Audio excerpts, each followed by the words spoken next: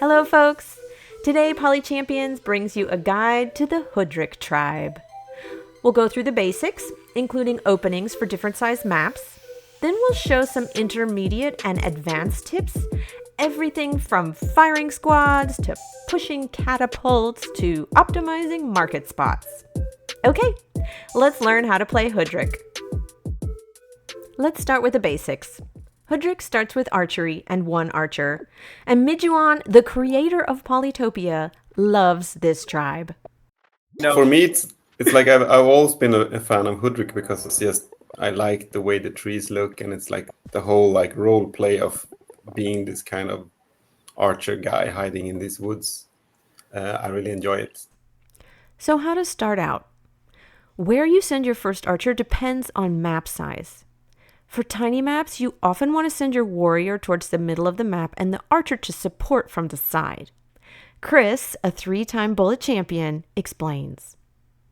Generally, on a tiny map, it's preferred to send your archer towards a close village that is not in the center, and then get a warrior after that. And then you can send the warrior towards the center. And the idea is, if your opponent is going to contest you for the center village, you can knock them off of it using your archer and warrior, while also keeping your archers safe. You can think of the archer as having one eye looking towards the center and supporting the warrior, and one eye looking towards the village in case the center is unoccupied, right? So the archer can kind of accomplish two tasks without necessarily endangering itself and putting it in a bad position.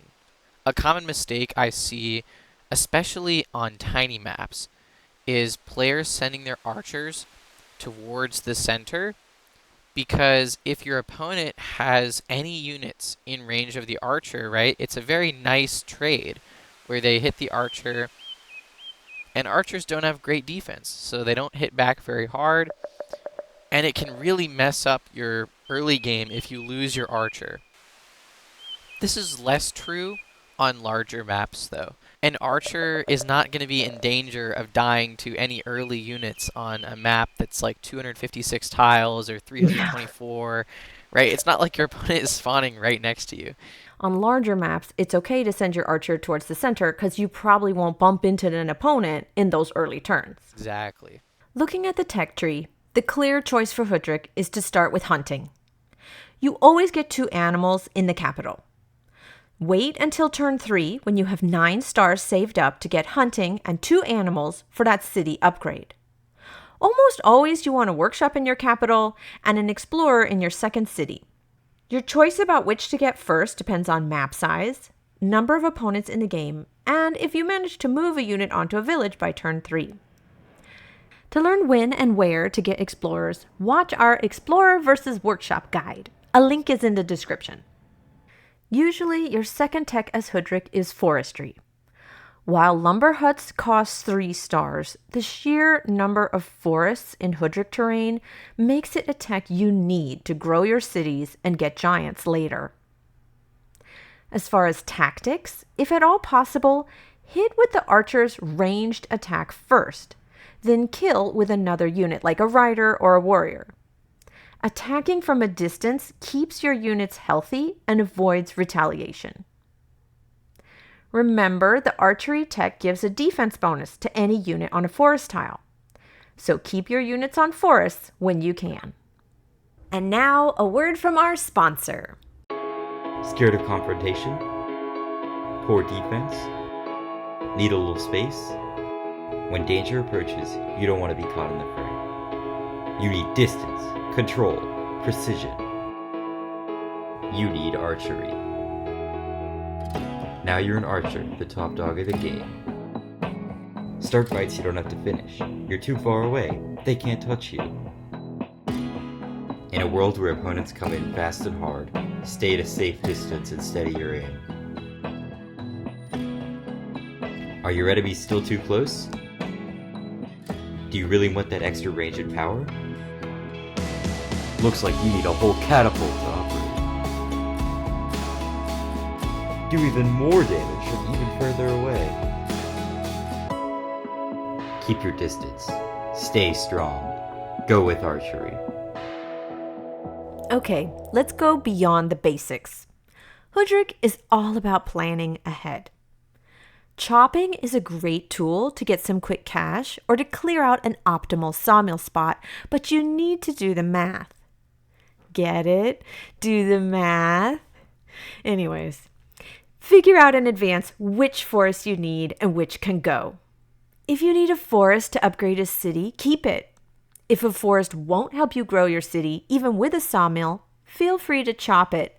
But wait until you need the stars to chop. Remember, forests can block your opponent's riders from moving closer to your units, so better to leave those tiled with forests as a deterrent to riders until you need the stars. You also need to plan for your monuments. Sometimes a monument and a sawmill will get you a giant. And please do not block a potential high-level sawmill spot with a monument. Chopping is also a way to neuter a city that is being sieged. If you know you're going to lose a city, chopping all the forests is a way to get stars and stop your opponent from upgrading it. Finally, when thinking about sawmill placement and forests you can chop, don't forget the option to expand borders for more terrain. Sometimes the optimal way to get high-level sawmills and more market income is to expand borders. More about markets later. Now let's talk about battle tactics. If you can place 3 archers in range of a city, that can effectively kill any unit that city produces. We like to call that the firing squad. It's a powerful way to lock down an opponent's unit production. Another version of this tactic is the archery range, lining up ranged units from a safe distance. Instead of targeting units in an opponent's city, you position a line of archers and sometimes catapults to prevent those bulky units from gaining ground. However, this strategy is vulnerable to riders on roads or knights, and it's smart to position bulky units in front of your archers to keep them safe. Riders are great for other tribes, but with so many forests on a Hoodrick map, you usually need roads to effectively move them around. Generally, you don't get riders with Hoodrick until you can use both riding and roads together. Finally, here are some advanced strategies for Hoodrick. Save up and keep track of kills for your archers. Promote them to veterans to gain that healing boost at the optimal time. Catapults have strengths and limitations. Yes, they can be used to take down giants, but they are also vulnerable. Catapults naturally come with mathematics, a common tech for Hoodrick late game, but beware. Catapults cannot move and attack on the same turn, unless you can giant push that catapult. Let's take a moment to talk about pushing, aka forced movement. Before you push, figure out which direction your catapult will move. If the unit is new, it will get pushed towards the middle of the map. If the unit has moved, attacked, or been attacked, it will continue in that direction. Here are some examples. A catapult that hasn't moved, attacked, or been attacked yet will be pushed towards the center of the map. If it did attack, the catapult will be pushed in the direction it launched its projectile. If it was attacked, it will go in the direction the attacker came from, although it's not much use at that point. Here's a tip. You can tell which direction it's going to be pushed by which way the unit is looking.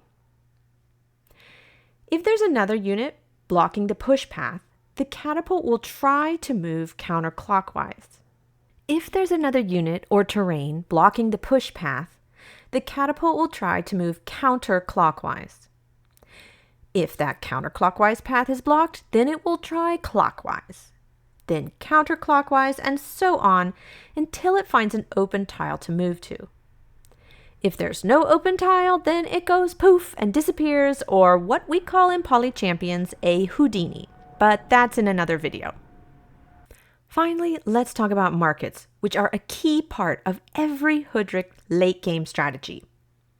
Try placing your sawmills next to each other or where you can place a future market to optimize that income.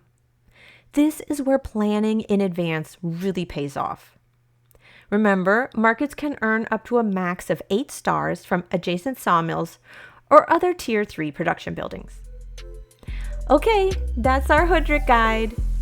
A big thanks to these PolyChampions members for their help with this guide. Please like and subscribe. It helps us a lot. Join our league. Come play Polytopia with us. A link to the Discord server is in the description. Take care. See you on the next one.